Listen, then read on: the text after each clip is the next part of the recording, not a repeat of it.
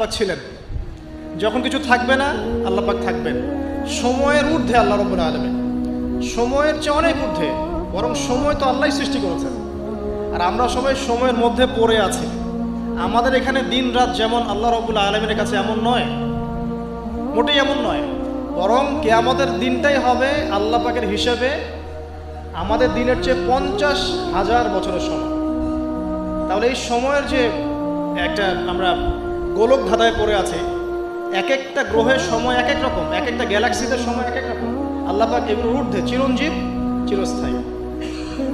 আপনারা যারা সায়েন্সে পড়েছেন, আপনারা ওই যে আইনস্টাইনের সূত্র পড়েছেন না, যে সময়ের আলোর বেগে যদি কোনো বাহন ছুটে মহাকাশে, তাহলে পৃথিবীতে দেখা গেল একজনের বয়স 25, ও মহাকাশে 25 বছর ঘুরে আসলো, এসে দেখেছে, আবার পৃথিবীতে এসে দেখলো তার ওই ভাই যার বয়স 25 ছিল তার বয়স এখন 50, কিন্তু ওই